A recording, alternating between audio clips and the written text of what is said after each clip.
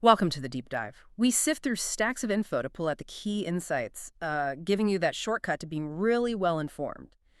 Today, we're jumping into sports, specifically basketball. We're using a great source that breaks down, the key terms and how the game actually works. Yeah, and our goal isn't just listing vocabulary. We want to unpack the strategy, the pressure players are under, and how tiny moments can completely flip a game's outcome. We'll look at court action, how refs shape the play, and, well, what makes a team truly great. Okay, so whether you're a huge fan or just kind of curious about what makes competitive sports tick, get ready.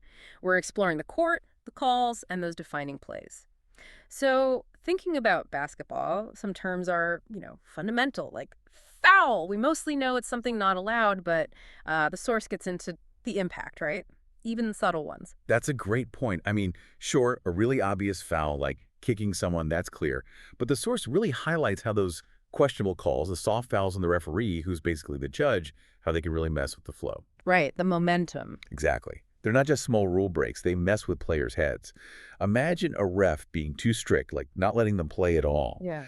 It can make a smooth game feel really disjointed and frankly frustrating. And then when a foul does get called, especially if someone's shooting, that leads to a free throw, those moments feel pretty tense, don't they? Oh, absolutely. A free throw is, it's unique. It's a shot you get after a foul. You stand at the line, nobody blocks you. Everyone else lines up, but it's just you in the basket. Yeah. And while it looks simple, the source really stresses how vital these, quote, easy points are. Missing them, it can be absolutely killer if the game is close. And the main goal, always, is to make the shot, put the ball in the hoop. But it feels like more than just the physical action sometimes. It totally is. Making the shot isn't just about form. It's about doing it under pressure, whether that's a free throw, an easy layup, or maybe a riskier three-pointer. Ah, the three-pointer. Yeah, that shot from way out, Yeah. or 3 points instead of 2. It shows that risk-reward perfectly. It's harder, yeah, but the payoff can swing the score instantly. Fans love it. And speaking of things fans react to, there's that rule that can really cause some groans, whether it's called or missed travel. Oh, yeah, the travel. So the rule is basically 2 steps with the ball after you stop dribbling Yeah. anymore, and it's a violation. But, players push that limit constantly. Our source points out it's one of the toughest calls for a ref to make in real time. Right. A tiny misstep or a missed call by the ref, boom, possession changes, momentum shifts. The source really captures that raw fan emotion, doesn't it? Like you can almost hear the stands when a player clearly travels or there's a bad call. What's that reaction? It's universal, isn't it? The source mentions stuff like, that wasn't a foul, oh, come on, ref. Yeah. Or, the frustration when a travels is missed. Did you see that? He totally traveled. Ref needs glasses. Yeah. It just shows how closely fans watch every single thing. Okay, this leads us right into the core of it all. The game dynamics, strategy, pressure, those huge moments. Where do we start breaking that down? Well, that's exactly it. The dynamics are key. We just talked about refs. Yeah. And the source emphasizes how much their calls, or even just the possibility of a foul, can mess with the flow. Right. It's not just about enforcing rules. It's about rhythm, Hmm. momentum, and how those questionable calls, those soft fouls, can just throw everything off, make players hesitant. And all that focus plus the high stakes, it just creates this intense pressure cooker for the players. Absolutely. No doubt about it. Players face incredible pressure, especially in those big moments like the free throws we mentioned. It's interesting, even legends like Shaq, who could just dominate, sometimes struggled at the free throw line because of that pressure. The source describes, like, seeing a player's face just tense up during a key missed free throw. It's a huge test of mental strength. So with all that pressure, strategy is everything. Coaches are constantly juggling things, like trying to keep their best players from getting fouled out. Yeah, that's a really delicate balance for coaches. Players get fouls, too many, and they're out of the game. Right. So the coach has to manage that. How aggressive can the player be? You need them on court, but you can't afford for them to foul out. It's like a constant chess match. And beyond just managing fouls, what about key strategies, key plays that make a difference? Well, the pick and roll comes up as a really effective offensive move. It's designed to create open shots. And even if the shot misses, it often positions players well for offensive rebounds. Okay. And offensive rebounds, why are they considered so important? Because they give your team a second chance to score. That's huge. Okay. But it's not just the extra scoring chance. It also wears down the defense. Makes them work longer, extends your possession. It's subtle, maybe, but it really chips away at the other team's energy and morale. So it really sounds like every single element, fouls, shots, rebounds, it's all deeply connected, like a chain reaction. Precisely. That's exactly what the source suggests. Fouls lead to free throws, missed shots can lead to rebounds or fast breaks. It all ties together. It highlights how even one missed shot can change everything, that interconnectedness. That's what makes basketball so, well, dynamic, unpredictable. Which loops back to the mental side of things. Yeah. Sounds like composure, focus are just incredibly important here. Oh, absolutely vital. Players are constantly dealing with challenges, foul calls, missed free throws, just, everything else thrown at them. Being able to stay composed, stay focused through all that chaos, that's often what separates the good teams from the truly great ones. It lets them execute instead of just, well, panicking. Okay, so what happens when that composure does break down, when the strategy falls apart? The source uses a pretty blunt term for it when players screw up. Yeah, to screw up, it basically just means to make a mistake or mess up. And in basketball, the source points to things like obvious missed shots, really bad passes, or complete defensive breakdowns. Defensive breakdowns, like what? Like the defense just seems to disappear. Yeah.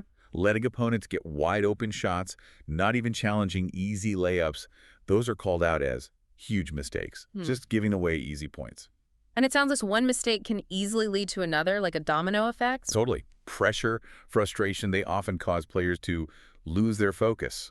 And that leads to more screw-ups. They start rushing things, taking wild shots, making desperation moves. The source even mentions seeing players force an unnecessary three-pointer when there's still plenty of time left. That's usually a sign of lost composure. And if those screwed up moments involve missing free throws, especially late in a close game, the impact feels even bigger. Oh, missing free throws in a tight game? Yeah. That's described as killer. It really feels like you're just giving the game away because those are supposed to be the easier points. Yeah. And the other team feeds off that, They get confidence, momentum. It makes those misses even more damaging. So it's not just one error. It becomes this kind of snowball effect. That's a really good way to describe it. The source talks about how every missed shot, every bad pass, it all piled up. The team loses control. They start forcing things that aren't there, and the game just kind of slips away from them. Turnovers lead to fast breaks. The defense gets demoralized. It can unravel quickly. And meanwhile, if you're playing in front of a loud opposing crowd, that probably doesn't help matters. No, definitely not. A loud crowd adds another layer of pressure. Makes it harder to focus, harder to communicate, especially when things are already starting to go sideways. Right. Hearing that roar every time the other team scores when you're struggling, it's tough to tune out. Which, maybe, ironically, might make someone watching at home feel like making a beer run. Exactly. The source actually mentions that expression, go to grab another beer when watching. Sometimes it's just a way to cope, right? Take a quick mental break when your team is struggling or the game's too tense. Okay, so after a game like that, where mistakes piled up, things went wrong, what's the path forward? How does a team learn and grow from that? Well, first off, the source is clear. They need to tighten up their defense. Stop giving up those easy, open shots. That seems like the most immediate, fundamental fix. Makes sense. And beyond just individual defense, sound like communication is huge, too. It really is. Players have got to communicate better. Avoid those mix-ups about who to guard. The source points out examples, where two defenders go to the same player, leaving someone else wide open. That's just a huge problem. Can't happen. Good communication prevents that. So it keeps coming back to fundamentals and staying calm under pressure. Absolutely. That's the core advice. When the pressure's on, stay calm. Don't panic. Stick to the basics. Try to set up plays instead of just resorting to wild shots. Right, not just throwing up shots and praying. Exactly. Strategic thinking has to stay, even when you're feeling rushed or frustrated. And those easy points, the free throws we keep mentioning, it sounds like improving there is just non-negotiable. Completely non-negotiable. Free throws have to be better. They are easy points that genuinely make or break close games. Missing them consistently, it's like leaving points on the table, just giving them away. Teams have to capitalize. It's interesting how much the coach factors into this recovery and growth process, too. It's more than just X's and O's, isn't it? Oh, yeah. A good coach is key here, helping players shake off mistakes, keep their focus.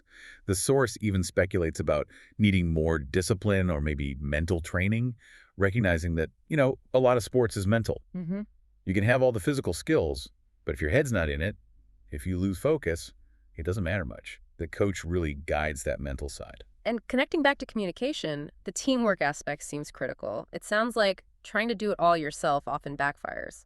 Definitely. Players have to remember to play as a team. They need to trust each other. Avoid that temptation to be heroes and force bad shots. Sometimes, like the source says, the best play is letting someone else make the shot. It's about the team's success, not just one player. Fostering that trust is a big part of coaching. So, in a way, even a really tough loss can actually be beneficial, like a wake up call. It absolutely can be. It can be framed as a learning experience, definitely a wake-up call. The idea is that teams can come back stronger. They can improve if they actually analyze what went wrong, get back to those basics, and learn not to panic next time. It's about using failure to build future success. So, we've taken a pretty deep dive here into the language, the critical moments, and yeah, the lessons you learn when things go right, but maybe especially when they go wrong in basketball. Yeah, and what's really fascinating is how these, seemingly simple game rules reveal so much about human dynamics, pressure, strategy, communication, that mental strength you need to succeed. It really is like a small version of challenges we face everywhere in life. So, what does this mean for you listening? Well, next time you're watching a game, any sport really, or maybe even facing a tough situation yourself, ask, am I sticking to the basics here? Am I communicating well? Or am I letting the pressure make me screw up? Am I focused on what I actually need to do to, metaphorically make the shot? And that does raise a bigger question, doesn't it? Yeah. Beyond just the specific skills in basketball or any field, how much of genuine success really just comes down to keeping your composure, thinking clearly when the clock's ticking and the pressure's really on?